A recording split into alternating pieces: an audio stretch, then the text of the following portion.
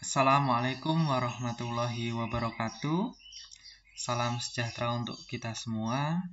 Salam sehat, semoga saudara semua selalu dalam keadaan sehat dalam kondisi pandemik saat ini. Pada kesempatan kali ini, saya akan menjelaskan tentang neraca. Di layar sudah saya tampilkan contoh neraca PT Indoraya tanggal 31 Desember 2000X1 dan 2000X2. Jadi di sini ada neraca 2 sebenarnya, 2000X1 dan 2000X2. Baik, sebelumnya saya akan mulai dengan pengertian dari neraca. Neraca merupakan ringkasan posisi keuangan perusahaan pada tanggal tertentu yang menunjukkan jumlah aktiva sama dengan jumlah kewajiban dan ekuitas. Jadi, jumlah aktiva di sini saya beri highlight sama dengan jumlah kewajiban dan ekuitas. Nama lain dari kewajiban adalah utang. Jadi namanya saja neraca, ya. Neraca itu kan timbangan, jadi seimbang antara jumlah keseluruhan aktiva ini dengan jumlah utang dan ekuitas.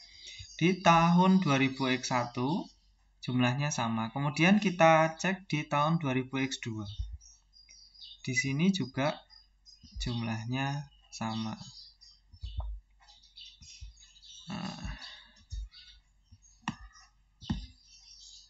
Baik. Selanjutnya, saya akan menjelaskan satu persatu komponen dalam neraca. Yang pertama yaitu judul neraca. Nah, di sini ada tanda angka 1. Dalam PDF ini sudah ada penjelasannya. Namun saya akan menjelaskan lebih lanjut kepada saudara. Judul ini menunjukkan posisi perusahaan pada tanggal tertentu. Kemudian, yang kedua yang ingin saya sampaikan adalah tentang aktiva. Aktiva ini menunjukkan apa saja yang dimiliki perusahaan. Nama lain dari aktiva adalah harta. Kemudian, piutang dagang. Piutang dagang di sini adalah jumlah yang diutang oleh konsumen. Kemudian yang keempat, tentang persediaan. Persediaan di sini terdiri dari bahan baku, barang dalam proses, dan barang jadi. Ya, nilainya sekian. Kemudian yang kelima adalah biaya-biaya dibayar di muka. Jadi ini adalah biaya-biaya yang telah dibayar. Yang keenam adalah jumlah aktiva lancar. Jadi, aktiva lancar itu terdiri dari kas dan ekuivalen kas, piutang dagang, persediaan, biaya-biaya dibayar di muka, dan pajak dibayar di muka. Jadi ini adalah jumlah aktiva lancarnya. Kemudian yang selanjutnya adalah aktiva tetap. Jadi aktiva ini dibagi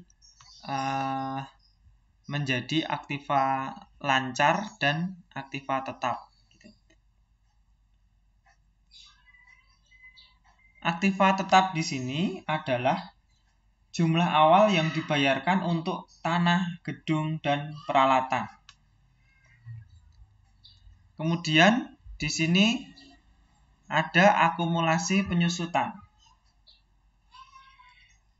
Akumulasi penyusutan adalah pengurangan aktiva tetap yang terakumulasi. Jadi aktiva tetap itu ada nilai penyusutannya. Misalnya mesin yang awalnya dibeli seharga 1 miliar, namun setelah 3 tahun mesin tersebut harganya sudah menyusut. Kemudian di sini adalah jumlah aktiva yang tadi sudah saya jelaskan. Perlu saya sampaikan, dalam menulis komponen-komponen aktiva di dalam neraca, ini diurutkan dari komponen yang paling liquid, yaitu kas dan ekuivalen kas, sampai komponen yang paling tidak liquid, yaitu aktiva tetap.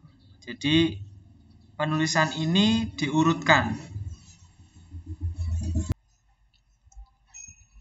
Selanjutnya yang perlu saya jelaskan adalah tentang utang. Utang itu adalah apa saja yang dihutang oleh perusahaan. Kemudian ekuitas. Ekuitas ini bisa disebut juga modal sendiri, ya, kepentingan kepemilikan pemegang saham. Kemudian utang dagang. Utang dagang adalah utang kepada pemasok atas barang-barang dan jasa-jasa. Yang selanjutnya adalah utang pajak. Utang pajak adalah kewajiban yang belum dibayar. Selanjutnya adalah utang lancar lainnya. Utang lancar lainnya bisa terdiri dari upah atau gaji dan lain-lain yang belum dibayar. Nah, di sini adalah jumlah utang lancar. Yang selanjutnya adalah utang jangka panjang. Jadi utang dibagi menjadi dua, yaitu utang lancar dan utang jangka panjang. Utang jangka panjang adalah utang yang tidak perlu dibayar dalam waktu setahun. Misalnya obligasi.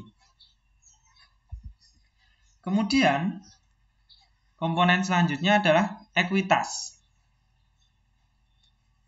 Di dalam ekuitas terdapat saham biasa. Di sini disebutkan nominal 1000 per lembar.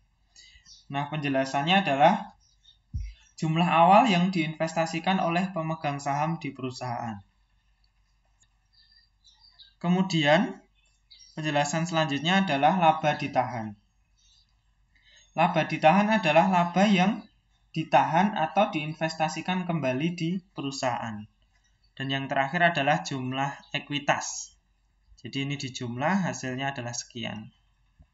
Kemudian jumlah utang dan ekuitas. Demikian juga untuk 2000X2, ya, penjelasannya sama komponennya.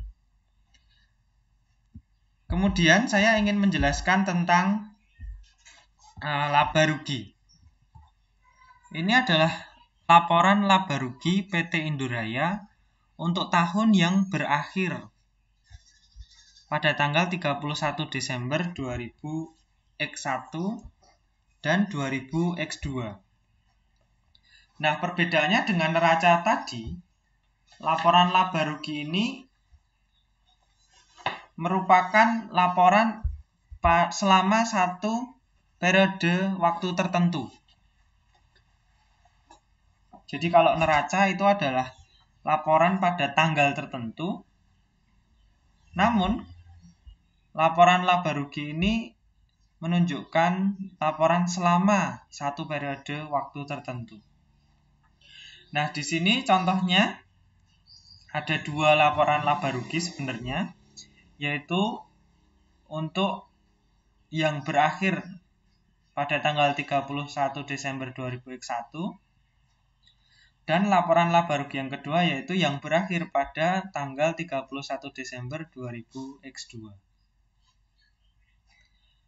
Oke. Namanya laporan laba rugi. Jadi tujuannya yaitu untuk mengukur profitabilitas selama satu periode waktu tertentu. Ya, ini penjelasan angka 1 di sini.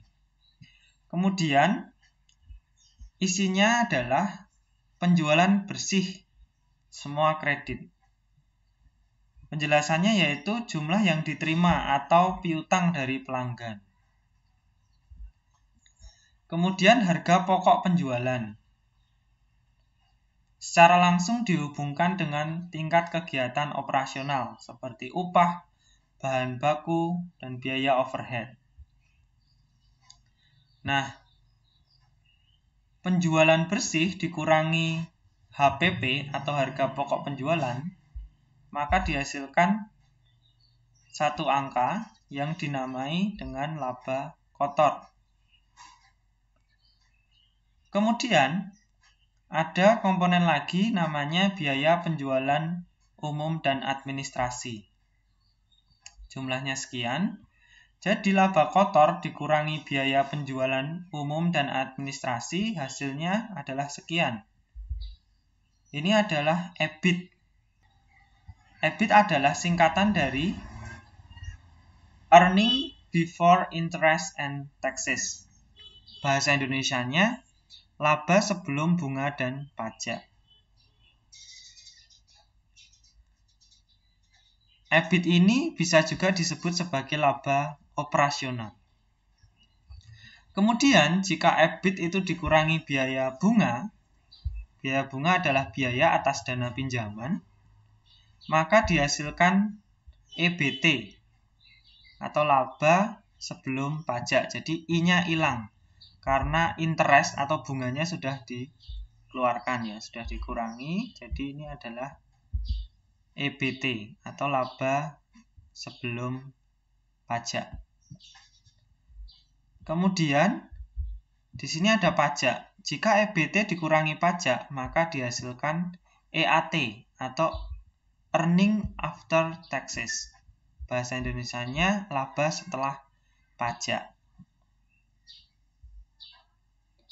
Nah, laba ini kemudian ada yang dibagi menjadi dividen kepada pemegang saham, ya, dividen cash kepada pemegang saham. Lalu sisanya menjadi laba ditahan untuk modal selanjutnya tahun depan, seperti itu. Demikian yang bisa saya sampaikan. Semoga video ini bermanfaat. Video ini juga bermanfaat untuk menganalisis laporan keuangan. Ada beberapa rasio di sana. Nah, untuk mendapatkan rasio-rasio tersebut, saudara perlu paham dulu tentang laporan keuangan, terutama neraca dan laporan laba rugi ini. Terima kasih. Selanjutnya, saya sambung dengan video yang menjelaskan tentang rasio-rasio keuangan. Ada rasio likuiditas, leverage, dan seterusnya. Sekali lagi terima kasih. Semoga video ini bermanfaat. Wassalamualaikum warahmatullahi wabarakatuh.